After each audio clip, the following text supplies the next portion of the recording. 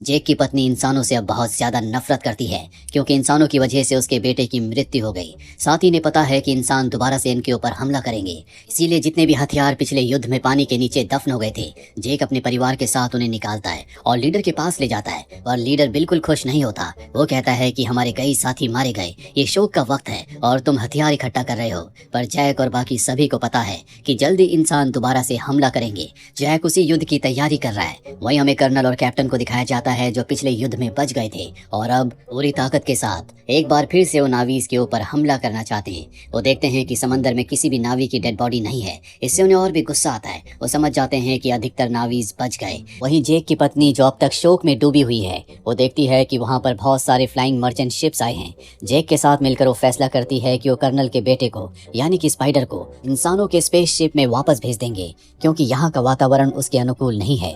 कभी कभी जब उसके मास्क की बैटरी खत्म हो जाती है तो उसे सांस लेने में बहुत तकलीफ होती है। जैक के बच्चे इसके लिए राजी नहीं होते। वो समझाता है कि उसे वहां जाना ही होगा, ये मेरा फैसला है। और अब वो मर्चेंट्स के लीडर से बात करता है जो शुरू में तो इन्हें अपने साथ नहीं ले जाना चाहता, पर बाद में वो जेक की बात मान जाता है। दरअसल जेक अपने परिवार के साथ स्पाइडर को स्पेसशिप तक छोड़ना चाहता है। वहीं कर्नल को ये बात पता चल जाती है कि जेक अपने परिवार के साथ मर्चेंट्स के फ्लाइंग स्पेसशिप में है। कर्नल को इससे बहुत खुशी होती है क्योंकि अब वो जेक के परिवार के साथ उसका खात्मा कर देगा। पर इससे पहले कि कर्नल इन तक पहुंचता, मर्चेंट्स के स्पेसशिप पर नावी का एक कबीला जिसका नाम मैंक्वेन है, जो ज्वालामुखी के आसपास रहते हैं, जो माँ एवा को भी नहीं मानते, इनके ऊपर हमला कर देते हैं। इस कबीले की लीडर का नाम वरांग है जो कि बहुत ही खतरनाक है। वो मर्चेंट्स के स्पेसशिप्स पर आग लगा देते हैं, उन्हें लूट लेते हैं, सर्वाइवर्स को मार देते हैं। जेक की पत्नी के पैर पर तीर लग जाता है जिससे वो जंगल में इनसे अलग हो जाती है। साथ ही जेक के तीनों बच्चे भी उससे अलग हो चुके हैं। स्पाइडर के मास्क की बैटरी खत्म हो रही है। अब उसके पास कोई दूसरा मास्क नहीं है क्योंकि वही मर्चेंट के स्पेसशिप पर छूट गया था और अगर उसके मास्क की बैटरी खत्म हो गई तो उसकी मृत्यु हो जाएगी। वहीं जेक को दिखाया जाता है जिसके पास स्पाइडर का दूसरा मास्क है। वो स्पाइडर के लिए बहुत ज्यादा परेशान होता है, पर इससे पहले कि वो स्पाइडर तक पहुंचता, कर्नल उस तक पहुंच जाता है। कर्नल उसे मारना चाहता है पर जेक उसे बताता है कि स्पाइडर के पास एक ही मास्क है जिसकी बैटरी खत्म होने वाली है और अगर बैटरी खत्म हो गई तो तुम्हें पता है कि उसके साथ क्या होगा।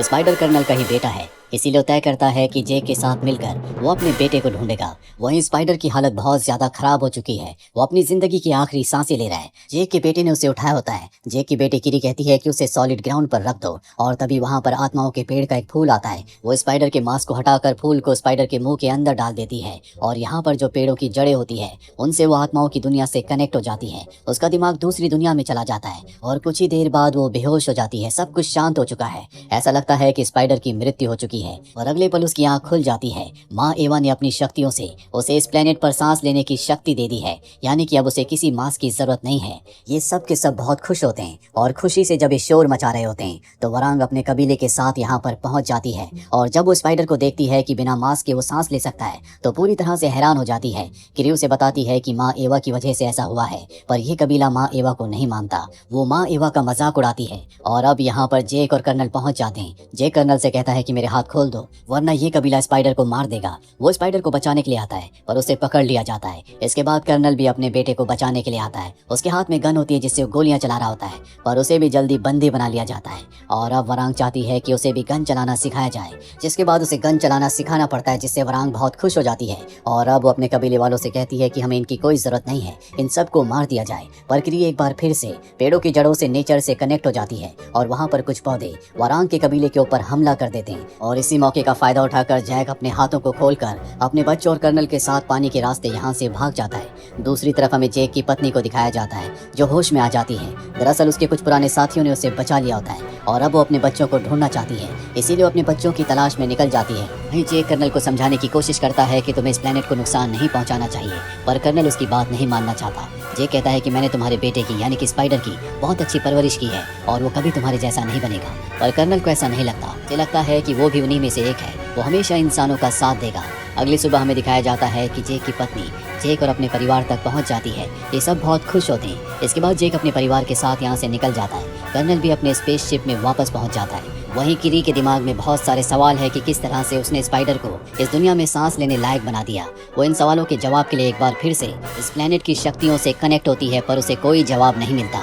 इसीलिए वो अपने मॉम डैड के पास जाती है और कहती है कि मुझे पूरा सच जानना है। और अब उसे बताया जाता है कि तुम दरअसल डॉक्टर ग्रेस की बेटी हो, जो कि एक बायोलॉजिस्ट थी। वो एक बहुत अच्छी इंसान भी थी। हमने उसे बचाने के लिए माँ एवा से कनेक्ट किया था, पर बहुत देर हो चुकी थी, इसीलिए हम उसे बचा नहीं पाए। और हमें पता चला कि उसके गर्भ में तुम हो, जो कि एक तरह का माँ एवा का आशीर्वाद था। तुम्हारा कोई बायोलॉजिकल फादर नहीं है, तुम माँ एवा की बेटी हो। और तभी जैक कहता है कि मुझे इससे कोई फर्क नहीं पड़ता, तुम मेरी बेटी हो और हमेशा मेरी बेटी रहोगी। वही हमें जैक की पत्नी को दिखाया जाता है, जो इस बात से बहुत ज्यादा परेशान होती है कि स्पाइडर को लेने के लिए इंसान आएंगे और किसी भी कीमत पर ये पता लगा लेंगे कि वो इस प्लेनेट पर बिना मास्क के सांस कैसे लेता है। और अगर उन्हें पता चल गया तो इंसान इस प्लेनेट पर पूरी तरह से अपना कब्जा कर लेंगे और धीरे धीरे जितने भी नावीज हैं वो सब के सब मारे जाएंगे। इसीलिए जैक से कहती है कि हमें स्पाइडर को मारना होगा, और जैक ऐसा करने से मना कर देता है क्योंकि स्पाइडर को वो अपना बेटा मानता है। दूसरी तरफ हमें समंदर में कुछ इंसानों को दिखाया जाता है जो अब भी उस क्रिएचर का शिकार कर रहे होते हैं, जिसका नाम टुलकुन है, जिसके दिमाग के अंदर से खास तरह का लिक्विड निकालकर ये इंसानों की उम्र को बढ़ा सकते हैं। साथ ही लीडर अपने लोगों के साथ एक मीटिंग करता है और कहता है कि पानी का जो सबसे बड़ा क्रिएचर है पाइकन, उसकी वजह से इंसान हमारे ऊपर हमला कर रहे हैं। उसने उनके शिप के ऊपर हमला किया था, इसीलिए अब हम उसे अपने आसपास नहीं रहने देंगे। वो पाइकन को यहाँ से दूर जाने के लिए कहते हैं। हालांकि जेक का बेटा ऐसा नहीं चाहता क्योंकि पाइकन उसका दोस्त है। वो लीडर से कहता है कि पाइकन हमारे साथ मिलकर लड़ सकता है, पर जेक अपने बेटे को अपने साथ ले जाता है और कहता है कि अगर तुमने पिछली बार मेरी बात मानी होती तो अब भी तुम्हारा भाई जिंदा होता। जिससे उसके बेटे को बहुत दुख होता है क्योंकि पहले ही वो अपने भाई की मृत्यु का कारण खुद को समझता है, इसीलिए वो यहाँ से चला जाता है। दुख में वो अपनी जिंदगी का खात्मा करना चाहता है, पर वहाँ पर क्री आ जाती है और उसे समझाती है कि हमें तुम्हारी जरूरत है, तुम्हें हमारा साथ देना होगा। दूसरी तरफ हमें कर्नल को दिखाया जाता है जो हर जगह अपने बेटे स्पाइडर को ढूंढ रहा होता है और उसे स्पाइडर का कहीं कुछ पता नहीं चलता। इसीलिए वो मैंगक्वेंग कबीले की लीडर वरांग के पास जाता है, उसके लिए बहुत सारे फायर हथियार ले जाता है और कहता है कि मैं चाहता हूँ कि हम साथ मिलकर काम करें। वरांग उसे अपने साथ ले जाती है और बताती है कि कई साल पहले हमारे कबीले के ऊपर अटैक किया गया था, हमारा कबीला मर रहा था। मैंने माँ एवा से प्रार्थना की पर उन्होंने हमारी मदद नहीं की, जिसके बाद मैंने आग की प्रार्थना की। मेरे अंदर आग की शक्तियाँ आ गई और तब से हम आग को ही सब कुछ मानते हैं। मेरे पास तुम्हारा साथ देने के लिए कोई वजह नहीं है, बताओ तुम यहाँ पर क्यों आए हो। और अब कर्नल बताता है कि मुझे तुम्हारी मदद की जरूरत है और हम कहती है ठीक है, और इसके बदले तुम एक तरह से मेरे गुलाम रहोगे। मैं तुम्हें अपने प्लेजर के लिए इस्तेमाल करूंगी, यानी कि फिजिकली वो उसके क्लोज जाना चाहती है। कर्नल कहता है कि मैं तुम्हें दुनिया के सबसे बेहतरीन हथियार दूंगा, साथ ही तुम माँ एवा को चैलेंज करना चाहती हो। मुझसे बेहतर इंसान इस काम में तुम्हारा साथ देने के लिए तुम्हें कोई नहीं मिलेगा। और अभी दोनों एक हो जाते हैं। वहीं की स्पाइडर को सिखा रही होती है कि किस तरह से वो पानी के क्रिएचर से और नेचर से कनेक्ट कर सकता है।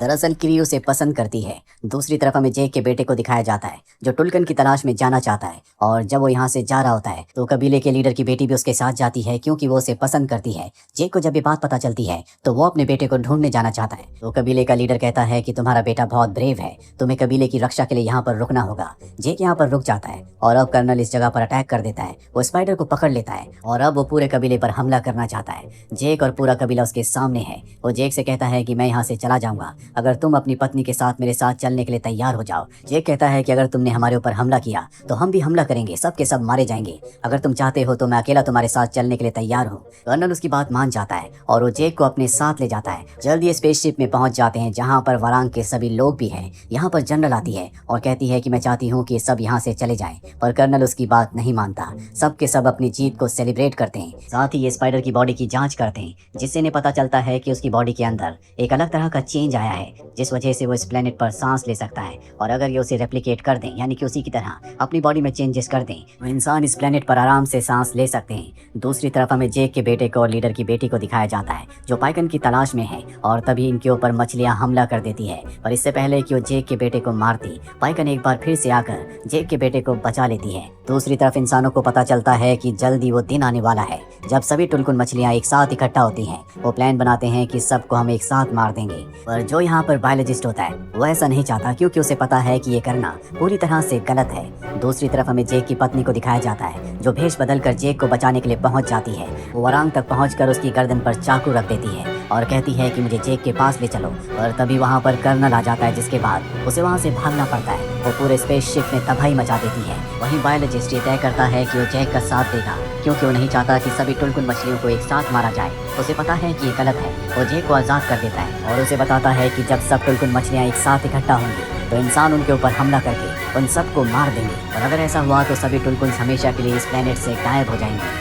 और अब जेक यहाँ से अपनी जान बचाकर भागता है। वो टैंक के पीछे छुप जाता है। जनरल उसके ऊपर हमला करने का ऑर्डर देती है, पर तभी स्पाइडर जो कि भागकर यहाँ पहुँच चुका था वो टैंक के सामने आ जाता है। उसे पता है कि इंसान उस पर हमला नहीं करेंगे क्योंकि एक वही है जिसकी बदौलत इंसान ये समझ सकते हैं कि इस प्लेनेट पर सांस कैसे ली जा सकती है। और अब जैक की पत्नी भी यहाँ पहुँच जाती है और ये सब के सब मिलकर यहाँ से भागने में कामयाब हो जाते हैं। और अब जैक को भी समझ में आ चुका है कि इन्हें स्पाइडर को मारना होगा, क्योंकि अगर इंसानों को पता चल गया इस प्लेनेट पर सांस कैसे ली जा सकती है तो वो इस पूरे प्लेनेट पर अपना कब्जा कर लेंगे। हालांकि उसकी पत्नी उसे ऐसा करने से मना करती है क्योंकि उसने जैक की जान बचाई है, और जैक कहता है कि मेरे पास इसके अलावा कोई दूसरा रास्ता नहीं है। वो उसे अपने साथ जंगल में ले जाता है और अपने खंजर को निकालता है, पर वो उसे मार नहीं पाता क्योंकि वो उसे अपना बेटा मानता है। उसकी पत्नी भी वहाँ पर पहुँच जाती है और ये तीनों एक दूसरे के गले लग जाते हैं और वादा करते हैं कि चाहे कुछ भी हो जाए ये हमेशा साथ रहेंगे। और अब जैक पहाड़ियों की ऊंचाइयों पर जाता है जहाँ पर टुरुक रहता है, आसमान में उड़ने वाला सबसे खतरनाक पक्षी। और टुरुक के साथ नीचे आता है और कहता है कि आसपास के सभी कबीलों के पास जाओ और उन्हें कहो कि टुरुक मक्टू ने उन्हें बुलाया है, हमें एक बार फिर से मिलकर जंग करनी होगी। और जब कबीले टुरुक मक्टू का नाम सुनते हैं तो सब उसका साथ देने के लिए वहाँ पहुँच जाते हैं। पर जैक जानता है कि इंसानों का मुकाबला करने के लिए इन्हें और भी ताकतवर होना पड़ेगा, इसीलिए टुल्कन मछली के लीडर के पास जाते हैं और कहते हैं कि हमें तुम्हारी मदद की जरूरत है। और टुल्कन मछलियाँ कभी दूसरों के ऊपर हमला नहीं करती, इसीलिए वो कहती हैं कि हमें इसका कोई दूसरा रास्ता निकालना होगा। जैक उन्हें समझाता है कि अगर हमने उन्हें नहीं रोका तो वो तब तक नहीं रुकेंगे जब तक वो आखिरी टुल्कन को अपना शिकार नहीं बना देते। और तभी यहाँ पर जैक का बेटा और सरदार की बेटी आ जाती हैं, जिनके साथ एक बहुत जख्मी टुल्कन भी होती है। उस पर कई बार वार किया गया था और टुल्कन बताती है कि मेरे सभी परिवार वालों को मार दिया गया, किसी तरह से मेरी जान बच गई। और जब उस टुल्कन की हालत देखते हैं तो बाकी टुल्कन अब ये फैसला करती हैं कि वो जैक का साथ देंगी, वो इंसानों के खिलाफ लड़ेंगी। दरअसल पाइकन को इसीलिए निकाल दिया गया था क्योंकि उसने इंसानों के शिप के ऊपर हमला किया था, पर अब सबको एहसास हो चुका है इन्हें मिलकर इंसानों का सामना करना पड़ेगा। और अब अगले दिन हमें दिखाया जाता है जहां पर कर्नल और जनरल अपने सभी हथियारों के साथ टुल्कुन्स का शिकार करने के लिए पहुंच जाते हैं। लेकिन सबसे पहले टुल्कुन्स की लीडर ही उनके ऊपर हमला कर देती है। वो चंद ही पलों में इंसानों के एक शिप को पूरी तरह से तबाह कर देती है। जैक और उसके साथी भी अब इंसानों के ऊपर हमला कर देते हैं। और अब यहाँ पर वरांग का मैंगक्वेंग कबीला, जिसे एश ट्राइब कहा जाता है, वो भी पहुँच जाते हैं, जो कि जैक और उसके साथियों के ऊपर हमला कर देते हैं। ये बहुत ही खतरनाक फाइटर्स हैं, इनसे जीतना इतना आसान नहीं है। किरी को इस बात का एहसास हो जाता है, वो पानी के अंदर कूद जाती है और वहाँ से वो माँ एवा से कनेक्ट होती है ताकि वो इनकी मदद कर सके। और अब यहाँ पर स्पाइडर भी आ जाता है, जो उसका हाथ पकड़कर माँ एवा से कनेक्ट होने की कोशिश करता है। साथ ही यहाँ पर जैक की छोटी बेटी भी आ जाती है और अब ये तीनों के तीनों मिलकर माँ एवा से मदद मांगते हैं। पर तभी इनके सामने ब्लास्ट होता है जिससे इनका माँ एवा से कनेक्शन टूट जाता है। वहीं वरांग और उसका कबीला, जिनके पास आग की शक्ति है, वो जैक की पत्नी के पक्षी के पंख को जला देते हैं, जिससे वो नीचे गिर जाती है। साथ ही जैक के सबसे बड़े पक्षी टुरुक को भी मार देते हैं, जिससे वो नीचे गिर जाता है। लीडर की पत्नी, जो कि प्रेग्नेंट है, उसे भी जख्मी कर दिया जाता है। जैक अपनी पत्नी के पास पहुंच जाता है, जो कि जख्मी है। वो कहता है कि अब तुम किसी के ऊपर अटैक मत करना, तुम्हें अपना ध्यान रखना होगा। वो जैक से कहती है कि लीडर की पत्नी जख्मी है, वो प्रेग्नेंट है, तुम्हें उसे बचाना होगा। जल्दी ये उसे अपने पास ले आते हैं, जो कि अपनी जिंदगी की आखिरी सांसें ले रही है, पर मरने से पहले वो एक बच्चे को जन्म देती है। वहीं जैक का बेटा भी यहाँ पर आ जाता है। जैक उससे कहता है कि तुमने बहुत अच्छा काम किया, तुम्हारी वजह से टुल्कन्स ने हमारा साथ दिया, मुझे तुम पर गर्व है। वहीं हमें किरी को दिखाया जाता है, जो अब भी पानी के अंदर होती है। वो माँ एवा से कनेक्ट हो जाती है, जिसके बाद पानी की गहराइयों से बहुत सारे क्रिएचर्स ऊपर आते हैं, जो कि किरी की हर एक बात को मानते हैं। और अब किरी उन्हें ऑर्डर देती है कि ऊपर जितने भी दुश्मन है उन सबको निस्तो नाबूद कर दो। साथ ही जैक का टुरुक अब भी जिंदा है, वो जोर से चिल्लाता है, जिसके बाद बहुत सारे पक्षी यहाँ पर आ जाते हैं, जो कि इंसानों और वरांग के कबीले मैंगक्वेंग के ऊपर हमला कर देते हैं।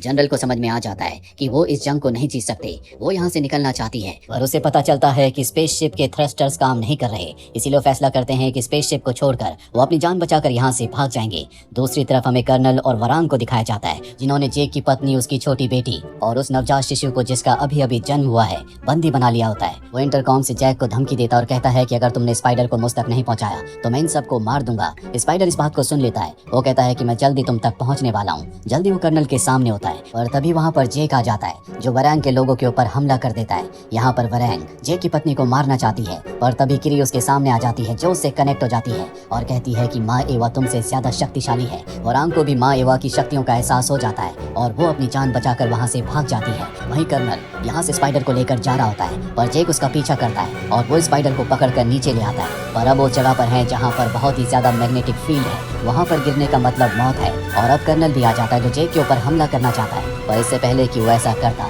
उसी का बेटा यानी कि स्पाइडर कर्नल के हाथ पर बो से हमला करके जख्मी कर देता है, जिसके बाद जैक उसके ऊपर हमला करता है। ये दोनों के दोनों मैग्नेटिक फील्ड के आसपास लड़ रहे होते हैं। वहीं स्पाइडर एक बार फिर से बो में एरो को सेट कर रहा होता है और तभी वो स्लिप हो जाता है। वो मैग्नेटिक फील्ड के अंदर गिरने वाला होता है। कर्नल ये देख लेता है, वो उसे बचाने के लिए उसका हाथ पकड़ लेता है। जेक को भी इन्हें बचाने के लिए जाना पड़ता है, जो कि कर्नल का हाथ पकड़ता है और अब ये दोनों के दोनों नीचे चट्टान से लटके हुए हैं। जेक उन दोनों को ऊपर खींच लेता है और अब यहाँ पर जेक की पत्नी और उसके बच्चे आ जाते हैं, जो कि कर्नल के ऊपर अटैक करना चाहते हैं। जेक उन्हें ऐसा करने से रोकता है। कर्नल को समझ में आ चुका है कि उसकी हार हो चुकी है, इसीलिए चट्टान से कूद जाता है, जिससे उसकी मृत्यु हो जाती है। जैक और उसका पूरा परिवार एक बार फिर से एक साथ हैं। इसके बाद ये सब के सब पानी के अंदर जाते हैं, जहाँ पर ये माँ एवा से कनेक्ट होते हैं। साथ